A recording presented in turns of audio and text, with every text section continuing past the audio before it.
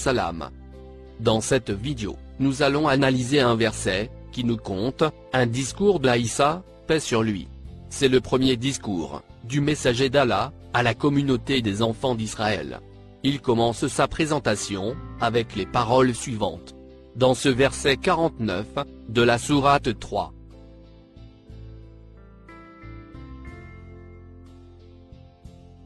Mais d'abord, la version exégète.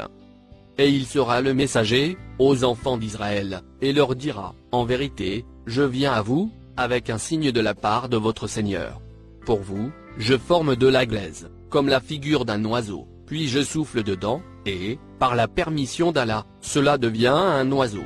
Et je guéris l'aveugle-né, et le lépreux. Et je ressuscite les morts, par la permission d'Allah. Et je vous apprends, ce que vous mangez, et ce que vous amassez dans vos maisons. Voilà bien là, un signe, pour vous, si vous êtes croyants.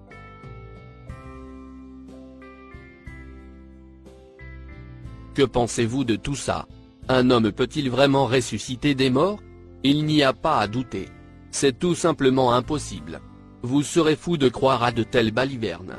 Aïssa, est-ce le docteur Frankenstein? Non. Bien sûr que non. Et même s'il l'était, il n'aurait pu ressusciter les morts. Seuls, les exégètes, croient aux films d'horreur. Je vous l'ai déjà dit. Allah manipule les pervers. Il leur raconte des histoires bidons. Et ces connards, les avalent avec délice. C'est parce qu'ils restent aveugles aux versets, qui disent clairement que le Coran est codé. Voici l'un d'eux. Dans sourate 39, verset 23, Allah dit. Allah a fait descendre le meilleur des hadiths. Un livre semblant. Scellé. En clair, un livre codé. Chiffré. Et si on s'entête à ne pas croire au codage du Coran, c'est la débâcle. La lecture apparente des versets, nous conduira vers l'égarement. Allah nous a avertis. Ce Coran, guide, et égare. Mais il n'égare que les pervers. Et c'est ce qui s'est passé, avec cette ridicule interprétation de ce verset 49. Les exégètes auraient dû réfléchir à cette histoire d'oiseau, qui sort de la glaise. Pourquoi un messager de Dieu ferait-il des tours de passe-passe? Ou de magie? Juste pour s'amuser? Ou quoi? Allah respecte les lois physiques de ce monde. Son pouvoir éternel dans la création, on le connaît déjà. Il suffit d'analyser les choses autour de nous pour constater et apprécier sa sublime création. On n'a pas besoin de magicien pour le prouver. Malheureusement, les exégètes n'ont pas su réfléchir sagement.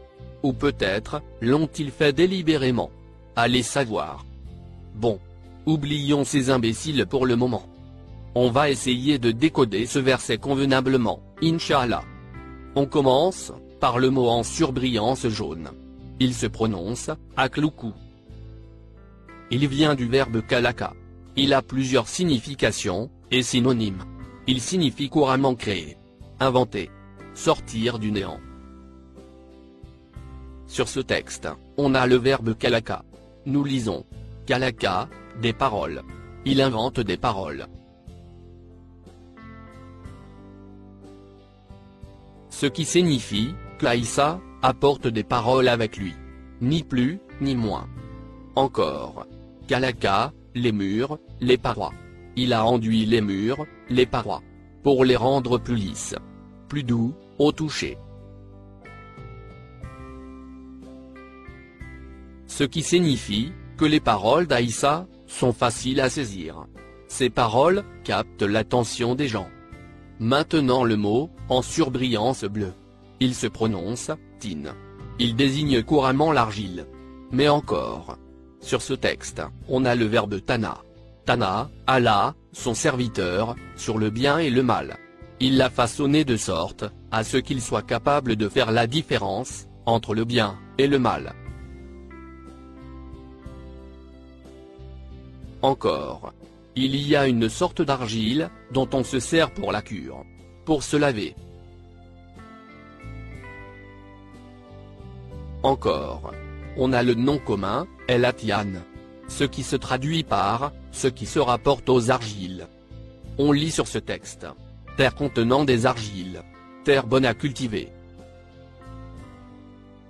Donc, Aïssa avait pour mission de réveiller la conscience des enfants d'Israël, leur faire un lavage de cerveau, semer en leur conscience la graine qui les rendra plus fertiles, plus sages.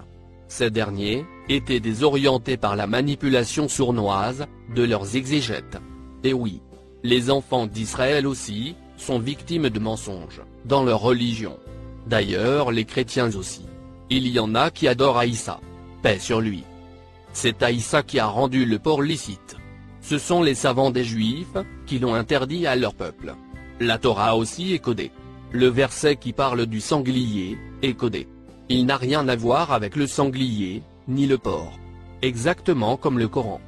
On continue. Le mot en surbrillance vert se prononce Ka'ayati. Il signifie couramment de la forme de.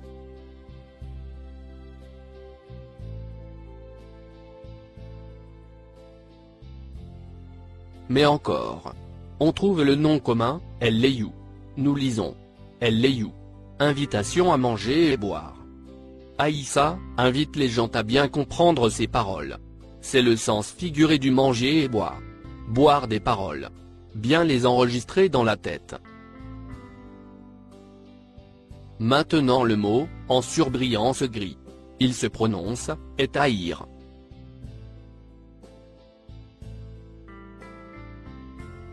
On a le verbe, tayara. Nous lisons. Tayara le sommeil de ses yeux. Il lui a fait peur, il l'a fait sursauter. L'a énervé. Encore. Tayara le message. Il a transmis le message. Encore. Il y avait sur leur tête, et taïra. Ils ne veulent pas se remuer. Ils ont peur. Ils sont terrifiés. La crainte les habite. Tout cela nous laisse en déduire que le message de Aïssa fera dégager la léthargie qui pèse sur les gens. On continue. Le mot en surbrillance gris foncé. Il se prononce, Faen Fuku. Il se traduit par, je soufflerai. C'est le verbe nafaka, à la première personne du singulier.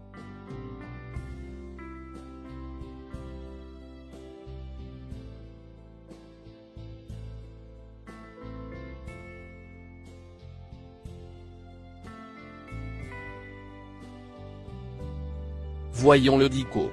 On trouve le verbe nafaka à la deuxième personne du singulier. Nous lisons. Ne pas tenfuku dans les cendres. Ne donne des conseils, ni à l'ignorant, ni aux prétentieux. Il est question donc, de donner des conseils. Et c'est ce que fera Aïssa. Encore.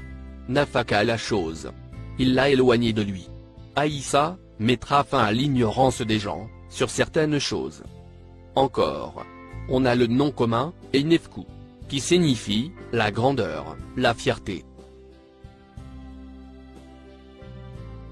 Aïssa rendra la fierté, qui fait défaut à des gens ignorants. Vient ensuite, le mot écrit en vert.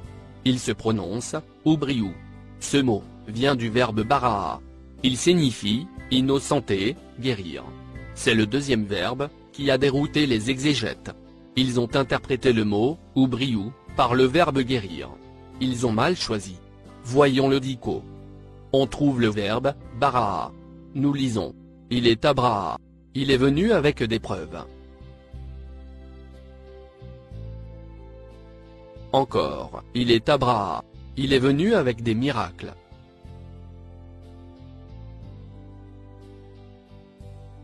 Encore. Bara, la sécurité. Il s'est éloigné du danger. De la menace. Encore. Il était barène, dans ses paroles. Il avait raison. Encore. Baria, de son ami. Il s'est éloigné de lui. Il l'a délaissé. Baria, de sa promesse. Il s'est acquitté de son crédit. Des droits des autres. Il est question donc, d'éloigner quelque chose, qui aveuglait les gens. On va savoir quoi. Maintenant le mot écrit en bleu. Il se prononce, el-akma. Il désigne, la maladie des yeux. Mais encore. On a le verbe, kamia. Nous lisons. Kamia, l'homme. l'homme s'est aveuglé.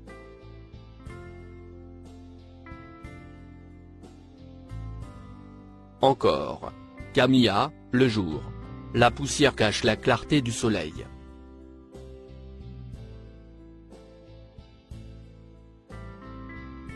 Encore. Camilla. Il est fasciné. Charmé. Encore. Camilla. Il est craintif, il se reprend. On sort avec ceci. Aïssa avait pour mission de lever le voile sur ce qui aveugle les gens, ce qui les empêche de voir la vérité. D'ailleurs, c'est bien précisé dans le mot suivant, écrit en rouge, que vous voyez sur le verset. Il se prononce El Abrasa. Il désigne les maladies de la peau. Mais encore. On trouve le nom commun, El Baris, qui nous vient de la même racine. Nous lisons El Baris. Ce qui y est, éblouissant. Encore. Barissa, le reptile. Sa peau reflète une lumière blanche, comme le miroir. Aïssa doit donc dégager cette lumière blanche, qui aveugle les gens. Bien entendu, cette lumière qui aveugle les gens est l'endoctrinement et les mensonges. Les enfants d'Israël étaient dominés par les rabbins et autres personnalités autoritaires.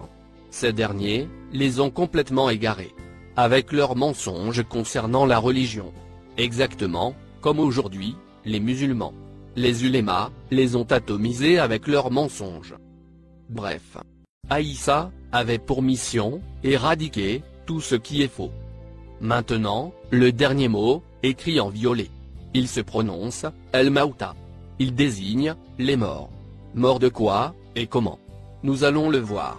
On trouve le verbe meta. Nous lisons ceci. Imetet, l'âme, et ses envies. Ce qui se traduit par faire mourir l'âme, et ses envies. Et qui signifie oppresser l'âme, la priver de tout. Faire pression sur elle. Encore. Il est méta, l'âme. Il fait pression sur elle, il ne lui laisse aucune chance de s'exprimer, de faire valoir ses sentiments. Il n'y a pas plus clair que ça. Conclusion. Faire ressusciter les morts signifie rendre la liberté d'expression aux gens, les délivrer du joug de ceux qui les dominent. Le reste du verset est clair. Il y a eu juste une mauvaise traduction. Voici enfin l'interprétation correcte de ce verset. Et messager, pour les enfants d'Israël. Il dira, je suis venu à vous, porteur d'un verset émanant de votre Seigneur. J'ai le pouvoir de vous purifier. J'apporte une amélioration à votre comportement. Je sèmerai en vous l'aptitude convenable, qui apaisera vos cœurs, et vous facilitera la vie. Vous serez débarrassés des souillures qui vous incommodaient. Je chasserai l'inadvertance qui vous distrait. Vous serez plus lucide et plus conscient. Tout cela, avec la permission d'Allah. J'ôterai le voile qui vous aveugle et vous empêche de réfléchir avec sagesse. Je rendrai vos actions plus bénéfiques et plus fertiles. Je ferai renaître en vos âmes l'envie de vivre. Vous saurez apprécier la vie à sa juste valeur. Je vous apprendrai quoi manger et quoi stocker en réserve comme nourriture dans vos maisons. Les paroles que je viens de vous citer sont dans le verset qui provient de votre Seigneur, en lequel vous devez croire, si vous êtes croyant en lui.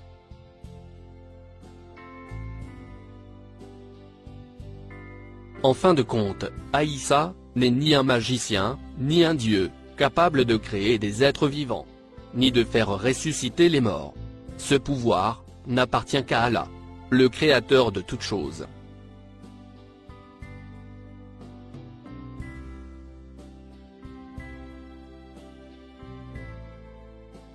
Mais quel est le pourquoi de ce verset, dans le Coran?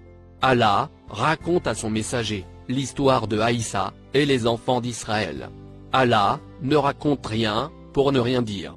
Voici le rappel que nous devons prendre en considération concernant ce verset.